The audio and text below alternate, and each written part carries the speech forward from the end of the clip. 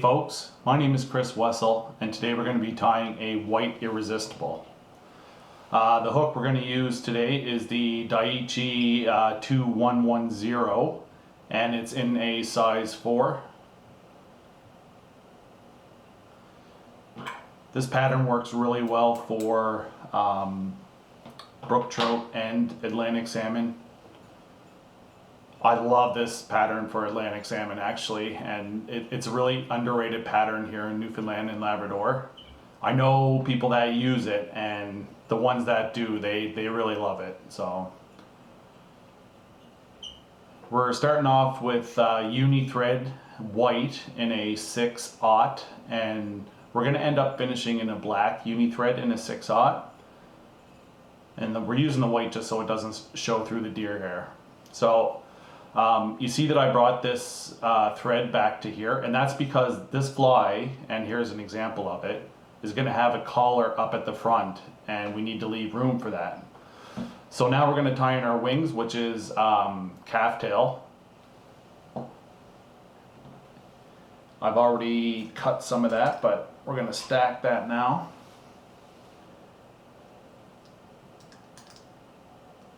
And I generally go a little bit, excuse me, sorry, a little bit larger with the wings because I really like this pattern with longer hackle on it. It seems to work really, really well.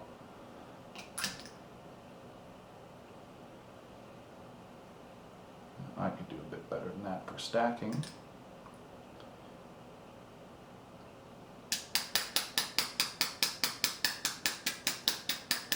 So in previous videos I talked about the wing and kind of making sure it's like half of the shank, but this we go a little bit larger with it, and basically you want this front wing to be poking, the tip of it to poke above the hackle that we're going to use. So right about there looks good, maybe even a little bit longer.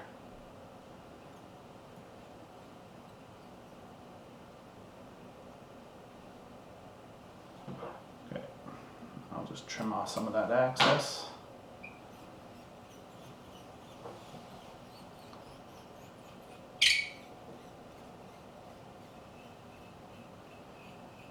And I tied this thread up through just because that's roughly where I want to stop. It's just going to give me a little bit of a guideline. So for the tail, we're also going to use white calf tail again.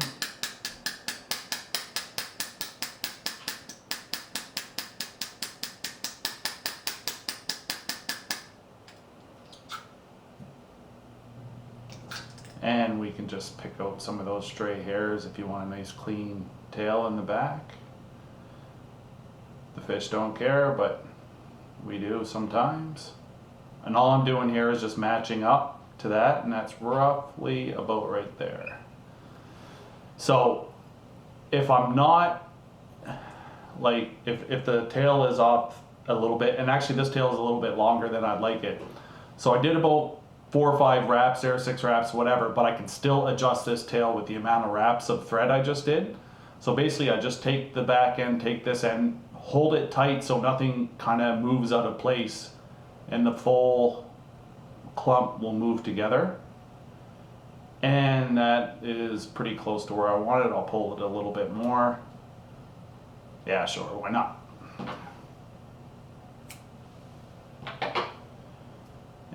Just wrap that in. So with a bomber, I typically like to tie in my hackle at this point just to have it wrapped in before I tie my deer hair body in. But today this pattern does not require hackle to be through the body. So I'm going to take this off, and I'm taping it off for 2 reasons. I may end up using some fire to help trim this body when I'm done. I'll see what it looks like, and that'll protect the calf tail from being burnt during that process. Also using tape to protect the calf tail from being cut when I'm trimming. And I use Scotch tape, but you can use painter's tape, doesn't matter, you know. Just try to take some of the tackiness off with your fingers, like what I was just doing there. I have some off-white deer hair here today, and I'm just going to get something to catch the trimmings, or else I'll end up getting a trimming from my wife. And we use a bit of a smaller clump in the back, of course. And this is a new method I've started using, and that's just cutting off the excess. And I like it because it gives you a really good spread with the deer hair, and you don't get any fibers being pinned down as much as you do when you leave that on. And we just pull that back a little bit and go for our next clump. This process is easy too when you have scissors constantly in your hands. You can still work around them, but they're always there. You're never looking for them, and it speeds it up a little bit.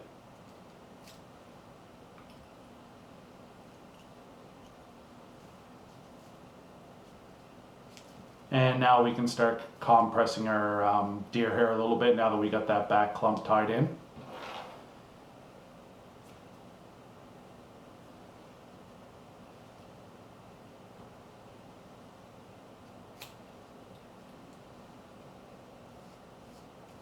And there I had pinned down a couple hairs, and I just kind of backed off and fanned them out a bit. And while it may not mean the world to you now, at the end, in the end process, when this is all trimmed, you're going to really notice those hairs pinned down. And a lot of tires actually tend to not like their end product, and that's part of the reason why. So something that can cause your hairs to be pinned down is, the first thing I mentioned was maybe too much hair sticking out and you can't weave the thread through it. But another big cause of that is a lot of underfur in the deer hair, and that's just that like really fuzzy stuff when you cut it off of the hide. There's ways to remove that, and you can go from pinching it or just running your scissor blades through it. You can do it like that and it'll get rid of a lot of it, or you can just kind of pull it out like that. This stuff doesn't have a whole lot of underfur, so I won't be concerned with it. And also, you may notice if the color shows up in the camera that this is a bit of an off-white deer hair. Really you want white, but this is what I had at hand and it'll show up fine. So we're still compressing, and then we bring the thread through and just tie it around.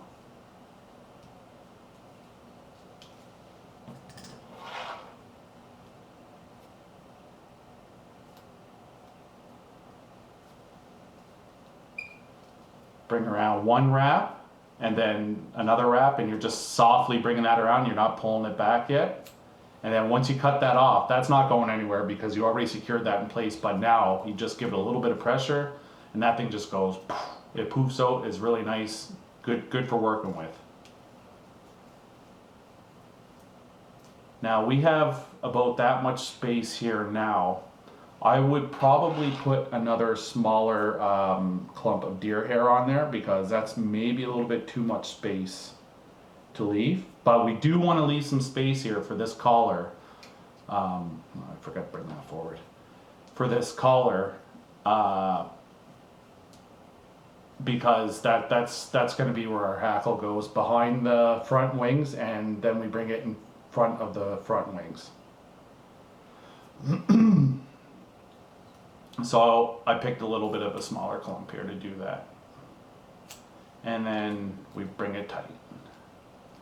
Now, I want to compress that. And that's a perfect amount of space right there, if you can see that.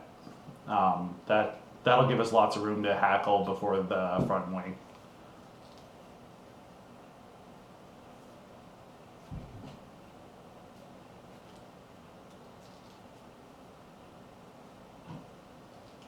And we want to get this thread out of the way now, so we'll just do a half hitch and just hold it there and bring it through, and that'll hold it well enough during our trimming process. So next we will do the trimming on this fly. So when we're trimming these, first of all, have something there to catch your trimmings. Basically we come and we make a bit of we just trim this right close to the shank in the back. And that'll be our guideline. With this pattern, I like to trim it in a way that is a cone shape. And we don't really make a subtle curve in it. We just want to keep that cone shape.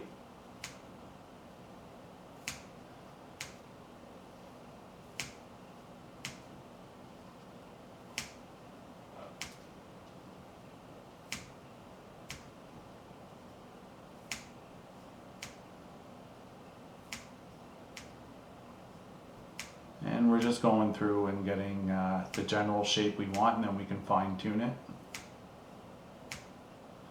It's kind of a cool pattern to get used to spinning deer hair and trimming it in a nice neat way if that's the look you're going for, because there's no hackle running through it, so you're going to see any flaws you made really easily. But if you did a really good job, it's going to show up because, again, there's no hackle going through after. So we're just coming back here and getting this close to the shank again. And we're going to just start trying to blend that nice curve into that where we trim close to the shank. And you want it to flow nicely. And I mentioned this in previous videos too, but you want to constantly be looking at your horizon as you're cutting. And by horizon, I mean like this here. And if you see anything that's not really flowing well, like a little bump or some hair sticking out, you just cut it and try to do it. A little is a lot. You can always go back and trim a little bit more, but if you do too much, then you're going to have to match the rest of your body up with that, and you could end up with a lot skinnier of a body than what you wanted. Just little adjustments.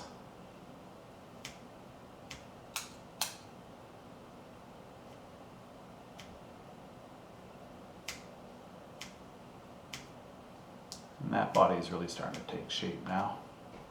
You got to remember too, you're tying, well, this video, we're tying on a number 4, so you don't want to make your body too skinny because it won't look right in the end.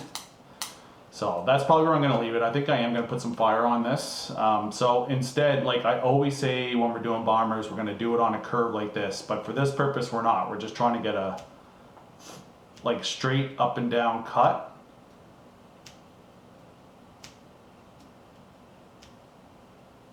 And when I hit this with fire, it is going to make a curve in it anyway, but we'll, the hackle should cover most of that up.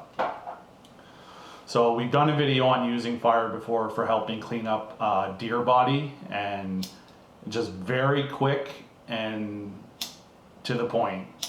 If you leave it there too long, you're going to ruin all that work you just did. So I'm just gently hitting it with fire, and I always say that when it looks like a well toasted marshmallow, that's you know you did well. So if it looks like a burnt marshmallow, well, you may have ruined it, maybe you didn't. But so right now we're just scraping off the burned pieces.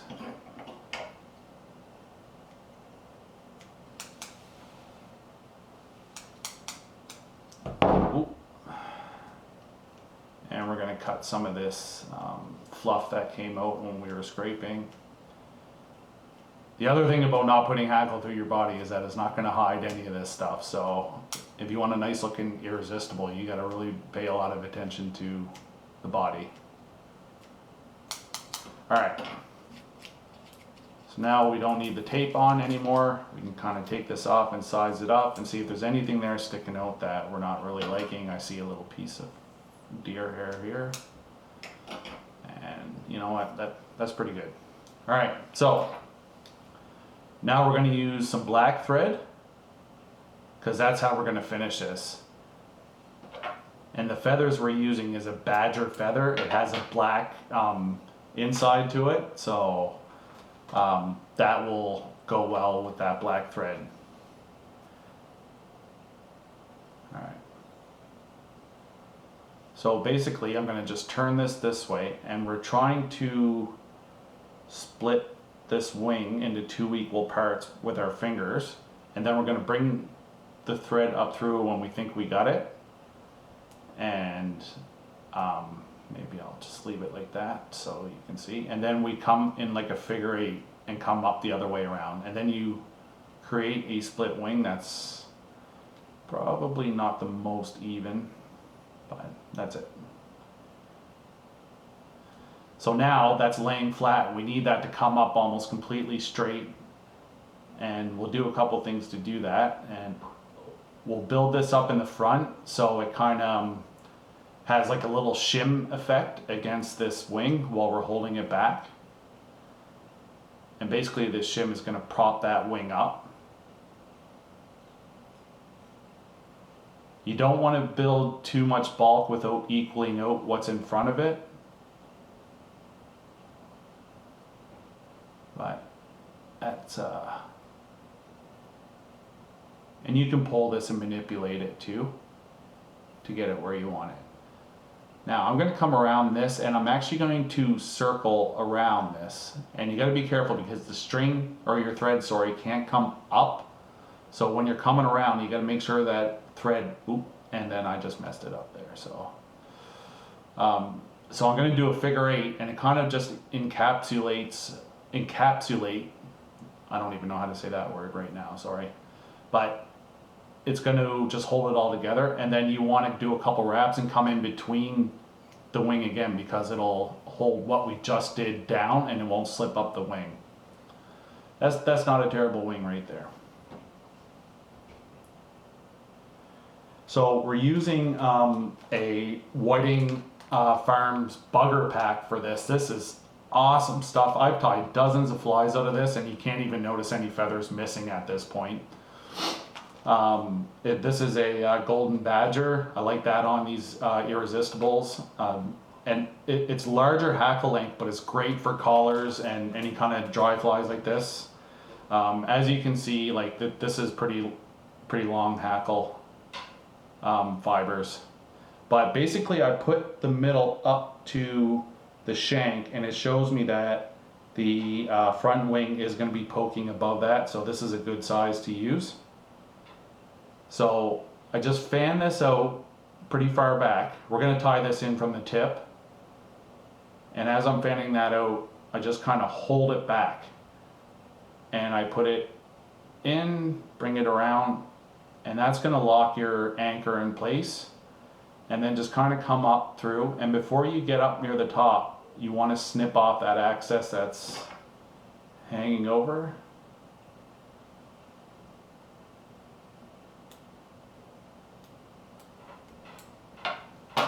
Get that out of your way and just tie that in like that. So we're going to start and we're going to try to do very close wraps behind this wing. So you're bringing the stem of this feather right next to your last wrap with that stem, and try to fan it out as you go. And you can pull it back a bit.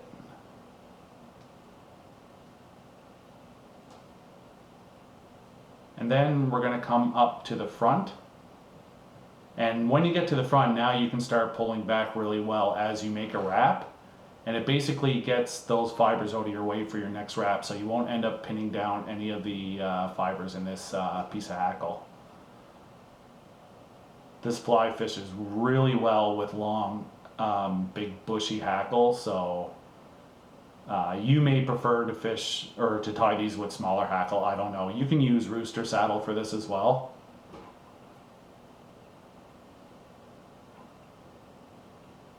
And that's about where we want to be.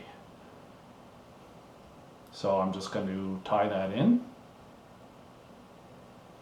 A few wraps, and then you try to get your tip close to the, and get that out of there.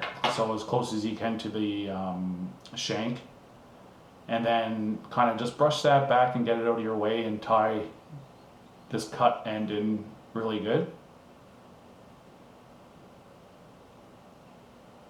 And then you're going to tie this off.